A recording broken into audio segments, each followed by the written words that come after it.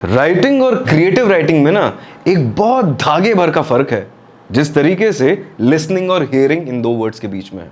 अब इनके बीच में क्या है डिफरेंस, उसके ऊपर मत जाइए। आज हम लोग ये जानेंगे कि कुछ पोएटिक डिवाइसेस, मतलब पोम्स को कुछ ऐसी अनोखी चीजें होती हैं, शब्द होते हैं जिसको यूज इस तरीके से किया जाता है कि हमें लगता है कि यार ये क्या लिख दिया। Because poetry is all about interpretation, मतलब you have to read between the lines, क्योंकि चार पांच कुछ ही स्टैंजाज में, कुछ ही लाइंस में हम लोग इतना सारा मीनिंग किस तरीके से दे देते हैं। वो पोएट्स कौन है? दे आर नॉट मैजिशियंस, और are they? Yes, they are word smiths, and the tools that they use to make this beautiful world using few words in the world of poetry, using rhymes and whatnot, are known as poetic devices. तो जानते हैं first flight जो किताब है हमारी, उसके अंदर जो कुछ पॉपुलर पोएटिक डिवाइसेस को किस तरीके से यूज किया गया और वो कौन कौन से हैं। सबसे पहला सिमिली, स्माइल नहीं, सिमिली, SIMILE। अब ये जो है ना, ये मेटाफर के साथ कई बार कंफ्यूज किया जाता है। अगला मेटाफर ही है, पर जानने के लिए सिर्फ एक चीज, मेटाफर और सिमिली दोनों कंपैरिजंस को एस्टैब्लिश करने के लिए यूज किए जाते हैं, मतलब दो चीजों के बीच में कंपैरिजन हो रहा होता है। यहां पे अब सिमिली और मेटाफर के बीच का डिफरेंस हम सिमिली के साथ शुरू करते हैं, जानते हैं। Definition: a figure of speech that compares two unlike things, that compares two unlike things, मतलब एक दूसरे जैसी नहीं है, ऐसी दो चीजों को कंपेयर करते हैं, आर नोन एज सिमिलीज। और यहां पे कीवर्ड ये है, लाइक और एज को यूज करते हो, मतलब जो कंपैरिजन एस्टैब्लिश किया जा रहा है उस कंपैरिजन में, उस सेंटेंस में लाइक वर्ड आएगा या फिर एज वर्ड आएगा। एग्जांपल के तौर पे, I think my grandfather is as old as these hills. Comparison किन दो वर्ड्स के बीच में किया जा रहा है? ग्रैंडफादर एंड हिल्स, मतलब बोलना चाह रहे हैं कि मेरे जो दादाजी हैं, ऐसा लगता है कि वो ये जो पहाड़ हैं उतने ही बूढ़े हैं। तो दादाजी और पहाड़ों को कंपेयर किया जा रहा है, बट कीवर्ड्स कंपैरिजन के लिए जो यूज किए गए हैं वो है एज। तो सिमिली में एज या लाइक वर्ड यूज किया जाता है। एक और एग्जांपल देता हूं, he fought like a lion on the battlefield, या फिर he fought as a lion on the battlefield, मतलब वो शेर की तरह लड़ा था युद्ध भूमि में। इतनी सी बात है, ये दो एग्जांपल्स हो गए। अब आते हैं मेटाफर पे, इसी का भाई है पर थोड़ा सा अटपटा सा है। A figure of speech that directly compares, तो यहां पे indirect comparison था using as और like, पर यहां पे direct comparison है between two unlike things। वही सेम चीजें हैं, यहां पे भी two unlike, वहां पे भी two unlike thing, by saying one thing is the other। यहां पे वैसा है नहीं, वही है। Example: if music be the food of love, play on। यहां पे म्यूजिक और फूड, इन दोनों के बीच में कंपैरिजन एस्टैब्लिश किया गया है, पर यहां पे लाइक और एज जैसा कोई वर्ड ही नहीं है। तो ये हुआ मेटाफर। तो की डिफरेंस क्या है सिमिली और मेटाफर में? सिमिली में दो चीजों के बीच में कंपैरिजन एस्टैब्लिश करते हैं, बट एज और लाइक वर्ड्स को यूज करते हुए।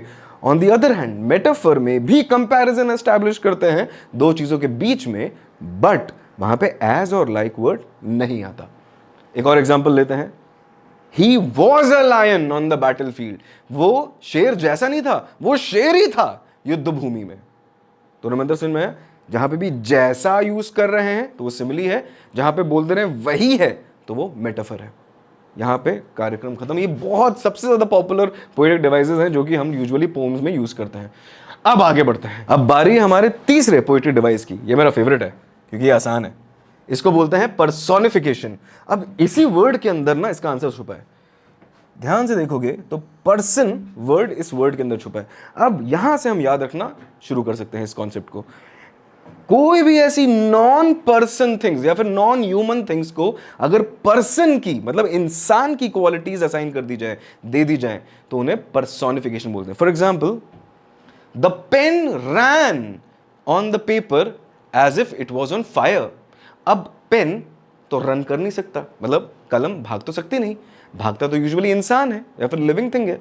तो pen is a non human या फिर नॉन लिविंग ऑब्जेक्ट जिसको हमने भगाया, मतलब इंसान की एक क्वालिटी दे दी। तो ये जो मैंने किया वो पर्सोनिफिकेशन था। एक और एग्जांपल देखते हैं, the stars danced playfully in the moonlit sky. Stars person नहीं है, डांस पर्सन करते हैं यूजुअली, पर हमने यहां पे तारों को नचा दिया तो हमने पर्सोनिफिकेशन कर दिया। And that is what it means. Giving human qualities और attributes to non human things. समझ में आया?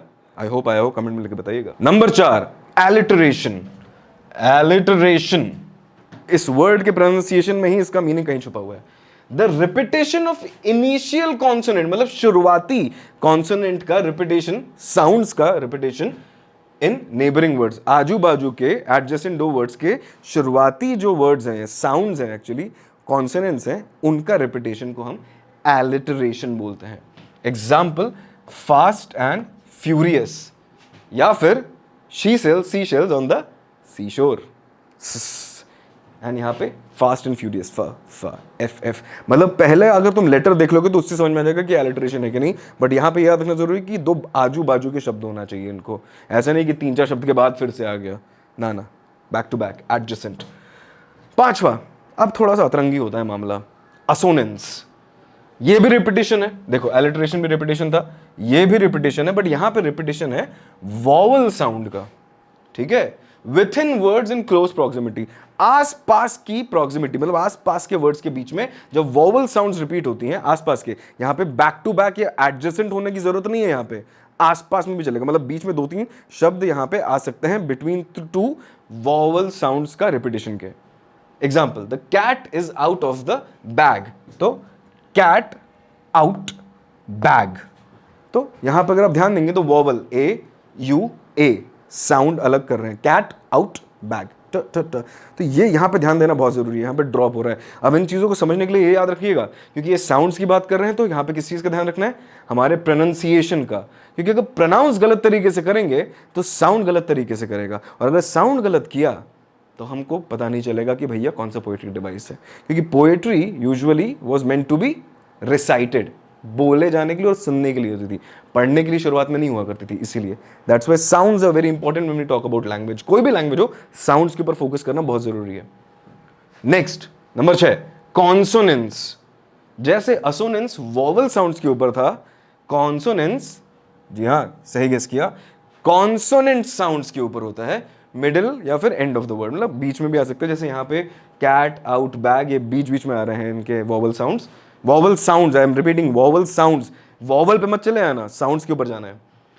डेफिनेशन तो अपना हो, द डेफिनेशन है कॉन्सोनेंट्स की, the repetition of consonant sounds in the middle और end of words. Example, boats into the past, boats into the past, यहां पे भी साउंड के ऊपर जाएंगे तो आपको समझ में आ जाएगा कि ये कॉन्सोनेंट्स है। अगला, ये आखिरी है, इतना काफी है, onomatopoeia. Onomatopoeia is a very, very fun figure of speech. Words that imitate sounds they describe. अगर कभी कॉमिक पढ़ी होगी ना, ढिशुम, बूम, भड़ाम, पर ये वर्ड्स तो होते नहीं है, बेसिकली एक साउंड है, पर साउंड को लिखा कैसे जाए, तो जब साउंड को लिखने के लिए एक शब्द बनाया जाता है, उन शब्दों को ओनोमैटोपिया बोलते हैं, plain and simple. Example, the buzzing bee flew by, तो बजिंग बी, बी जब उड़ती है तो कैसी आवाज आती है, बज़ आती है, द वर्ड बज बिकम्स एन ओनोमेटोपिया। टिंग टोंग रंग द बेल, टिंग टोंग रंग द बेल, तो जब घंटी बजती है यूजुअली पुराने जमाने की, तो टिंग और टोंग ही करती थी, तो वो साउंड है, उसी साउंड को हमने वर्ड्स बना के लिख दिया, that is onomatopoeia. Number 8, hyperbole. Hyper मतलब एक्स्ट्रा ऑर्डिनरी होता है ना, जरूरत से ज्यादा, यही मतलब है इसका। जब हम एग्जैजरेट करते हैं, मतलब अरे बाप रे इतना सारा ब्रह्मांड का सारा होमवर्क मुझे ही मिल गया है, अगर ऐसा होता तो गड़बड़ नहीं हो जाती। तो ब्रह्मांड का सारा मतलब हम एग्जैजरेट कर रहे हैं, जरूरत से ज्यादा बढ़ा चढ़ा के बात कर रहे हैं, उसको बोलते हैं हाइपरबोली। एग्जैजरेटेड स्टेटमेंट्स और claims not meant to be taken literally, मतलब लिटरल मीनिंग नहीं लेना कि ब्रह्मांड एक्चुअली ब्रह्मांड का सारा होमवर्क आपका है। Example, I have a ton of homework to do, example भी होमवर्क से रिलेटेड है। टन ऑफ होमवर्क मतलब एक्चुअली अगर वे करोगे तो टन तो नहीं निकलेगा ना, I hope so for your betterment, तो इन्हें बोलते हैं हम हाइपरबोली। और आखिरी बहुत पॉपुलर पोएटिक डिवाइसेस में लास्ट वाला, फर्स्ट फ्लाइट को ध्यान में रखते हुए सिर्फ, इज इमेजरी। यहां पे भी जो नाम है वो काम है, इसके अंदर भी एक वर्ड छुपा हुआ है, कौन सा है, इमेज। तो जब एक राइटर, एक ऑथर या फिर एक पोएट वर्ड से पेंटिंग बनाता है, उसे बोलते हैं imagery. When a writer, an author और a poet paints a beautiful picture using only words, that is known as imagery. Vivid मतलब clear, very colorful and descriptive language that appeals to the senses. मतलब ऐसे शब्दों का use किया जाता है कि हम लोग उसको इमेजिन कर पाते हैं, उस साइट को इमेजिन कर पाते हैं, उस साउंड को, उस टेस्ट को, उस स्मेल को, उस टच को, मतलब पांचों सेंसेस को जो एकदम कैप्चर कर लेता है ना जिस टाइप का लिटरेचर, वो लिटरेचर में इमेजरी यूज की है। ये बहुत पॉपुलर है और ये प्रोज एंड पोएट्री दोनों में बहुत ज्यादा देखा जा सकता है। Example, the golden sunset over the tranquil ocean. तो अगर आप ध्यान से सुनेंगे ये वाला, the golden sunset over the tranquil ocean, मतलब आप समझ पा रहे होंगे कि वो सनसेट की बात किया जा रहा है, ओशन को भी हम इमेजिन कर पा रहे हैं। अगर ये सारी चीज़ें हो पा रही हैं इन लाइनों की वजह से, तो ये इमेजरी होती है। तो ये थे कुछ बहुत ही popular poetic devices from a book first flight. कहने का तात्पर्य सिर्फ इतना है देवियों और सज्जनों, आपको ऑलरेडी हम सीरीज बना चुके हैं जहाँ पे हर पोएट्री के अंदर कौन कौन से पोएटिक डिवाइसेस यूज़ किए हैं वो हम बता चुके हैं। बट ये जानना बहुत ज़रूरी है कि अगर हमने पोएटिक डिवाइसेस के पीछे का एक्चुअल मीनिंग, उसका ऑब्जेक्टिव हमने समझ लिया कि भाई वो यूज़ क्यों किया जा रहा है और किस तरीके से आइडेंटिफाई करें, तो कोई भी पोएट्री कहीं की भी हो, it will be very easy for you to identify those things. And identification के बाद एक और चीज़ होती है, then you will be able to use it while you are writing something. और क्रिएटिव राइटिंग और राइटिंग के बीच का डिफरेंस यही होता है, याद रखिएगा। तो इसी के साथ फर्स्ट फ्लाइट के कुछ इंपॉर्टेंट पोएटिक डिवाइसेस को हमने यहाँ पे डिस्कस किया है। कमेंट्स में लेके बताइएगा अगर आपको मज़ा आया है कि नहीं, और अगर और भी इंटरेस्टिंग बनाना है अपने कॉन्वर्सेशंस को, जो कि अभी हो नहीं रहे पर होने चाहिए कमेंट सेक्शन में, तो प्लीज़ अपने पसंद का कोई भी एक पोएटिक डिवाइस उठाइए और उससे कोई भी एक लाइन बढ़िया सी लिख दीजिए कमेंट में। I will make sure that I read and reply to it. Thank you so much, see you in the next video. तब तक के लिए नमस्कार।